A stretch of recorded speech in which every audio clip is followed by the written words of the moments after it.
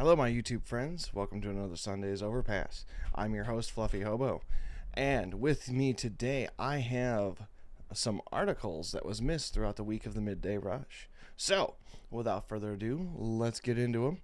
Bringing us from Microsoft News, MSN.com, financial group giants plot a new national stock exchange based in Dallas. And the Microsoft News Network has said that after raising approximately $120 million from dozens of individuals, investors, and big-time firms like BlackRock and Citadel Securities, Texan James Lee is starting the Texas Stock Exchange as its CEO on the current timeline. He hopes it will make the first trade in the late 2025 and puts up the first listing as early as 2026. This article did pretty good, but Yahoo Finance has a better detail for it. So, the Texas Bourse will try to incite companies seeking relief from rising compliance costs in New York, or NYSE and Nasdaq. Lee told the Wall Street Journal, which was earlier reported the development. While entirely electronic, Lee says that TXSE will be headquartered in Dallas, bolstering in the metro area. From AP News, House passes proposal sanctioning top war crimes. Court found it sought Netanyahu arrest warrant. In a nutshell, where is it? It was here somewhere. International Court of Justice has begun to investigate allegations of both Israel and Hamas have committed genocide during the 7-month war. Last month, the ICC's prosecutor, Karim Khan, accused Netanyahu, his defense minister, Yoav Gallant, and his 3 Hamas leaders of war crimes and crimes against humanity in the Gaza Strip in Israel. Netanyahu and other Israel leaders condemned the ICC's move as a disgraceful and anti-Semitic.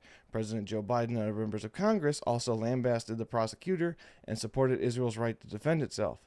Israel is not a member of the court, so even if the arrest warrants were issued, Netanyahu and Gallant did not face any immediate risk of prosecution. But the threat of arrest could make it difficult for Israeli leaders to travel abroad. Things are getting worse for Israel and Gaza on the nation's stage, pretty much in a nutshell.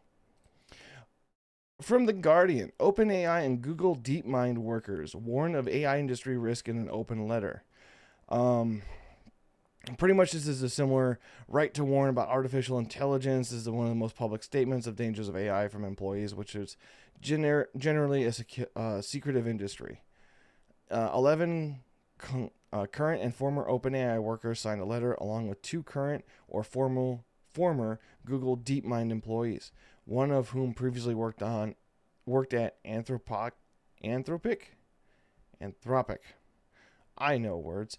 AI companies possess substantial non-public information about the capabilities and limitations of their systems, the adequacy of their protective measures, and the risk levels of different kinds of harm.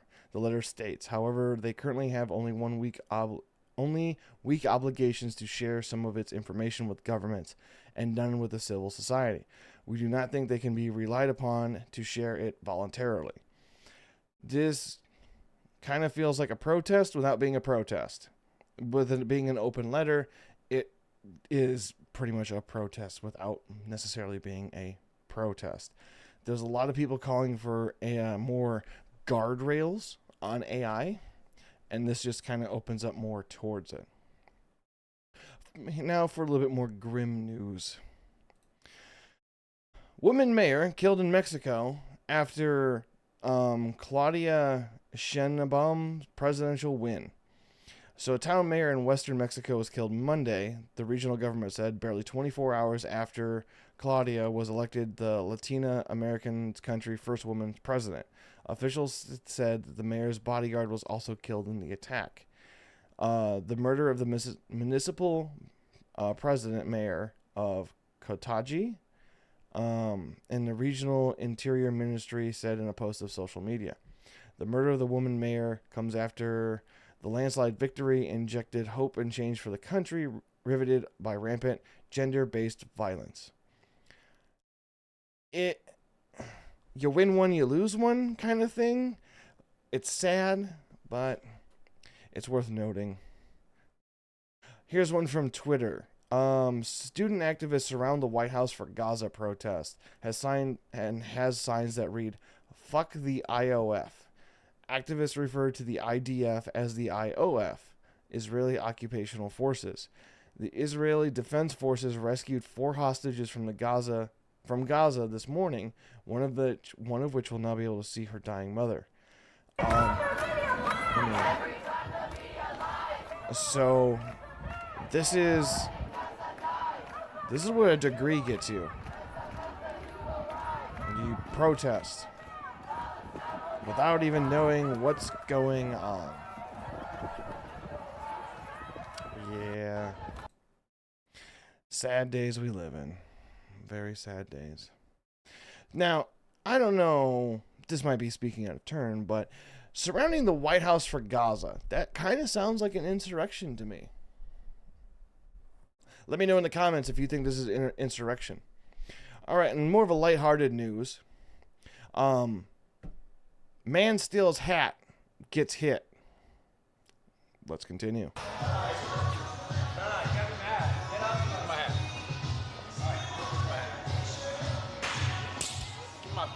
Damn, actually? Oh, shit. Oh, I didn't know that was bad. My bad. Yeah, you don't do that. And there was quite a few people telling this guy here that he was out of line. I don't think he was. I really don't think he was. But again, he fucked around. He found out. All right, from Ponatur. I am terrible with words. I apologize. The new colors in the Progress Pride flag represents trans people, not pedophiles. When you have to say that specifically, it kind of makes it feel like it was originally designed for pedophiles. The light blue, pink, and white colors featured in the new and popular Progress Pride represents the transgender community. Right.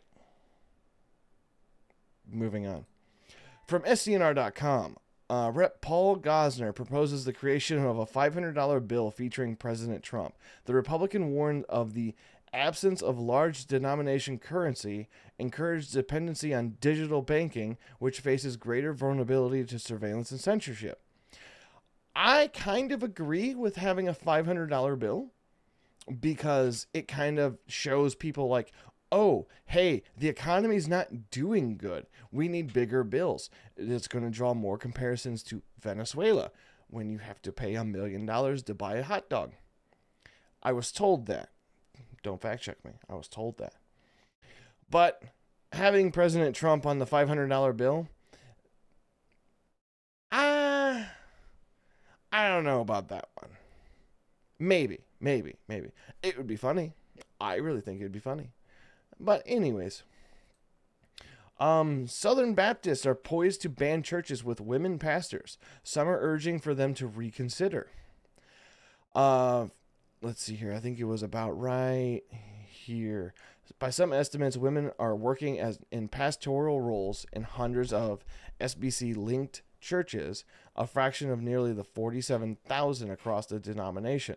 But critics say that the amendment would amount to a furthering narrowing in numbers and mindsets of the nation's largest Protestant denomination, which has steadily moved rightward in recent decades. I don't see how somebody could be left-wing and still part of a religion. I just don't. Because as your politics is becoming your religion at this day and age. So a lot of left-wing people, that is their politics. Their politics is their religion. For right-wing people, their beliefs creates their politics. But I digress. New York Post. Outrage mounts as Hochul pushes the last-minute New York City tax hike to replace the congestion tolls. Insulting joke. Down here is the joke. Hochul finally slams the brakes on destructive congestion pricing plan. Toll boot. Never mind. So she ended up pretty much saying passenger vehicles were going to be charged $15 an hour, Motorcycle $7.50. Taxis $1.25 per ride. Small trucks $25, large trucks $35. Uber, Lyft, or ride shares $2.50 per ride on all toll roads. And the rush hour rates would be in place. This was strictly just for rush hour times. And they backed off because people were making fun of it, saying this isn't what we voted you in for. So it's good that she backed off. It's good. But they're going to try to find another way to tax you. I'm sorry to say, they're going to find another way. Newsweek. Ex-Black Panther Party leader praises Donald Trump, but not in the way you assume. We scroll down to here. Since Trump was convicted, his campaign has stepped out in its outreach to black voters, with surrogates saying that he and the black community share a common frustration over an unfair justice system. His son, Eric Trump, has said his father's conviction means that certain segments of the population are now more likely to vote for him. It was... President Joe Biden has criticized Trump's effort to court the black vote. The former president is pandering and peddling lies and stereotypes for your vote. He can win for himself, but not you, Biden told the audience during a rally to kick off his campaign. Black voters for Biden-Harris effort last week. I think it was... Oh, I'm sorry. I went right past it. A quote from the... Trump is a person who's a decent man and he supports the Black Panther Party. Hillard said he was someone who gave us money. He added, Trump's a friend to the African Americans, and I know Trump from 1960s in New York, where he comes from. He's a friend of the African Americans. I mean, he's not a racist. He's not a racist, a fascist, or a white man. He supports black people. Now, everyone here recalls this lovely clip. If you have a problem figuring out whether you're for me or Trump, then you ain't black. Joe Biden said that. This is from CNN Politics. Fact check me. I dare you. Spirit Flyers tracks her stolen luggage to airport employee's home.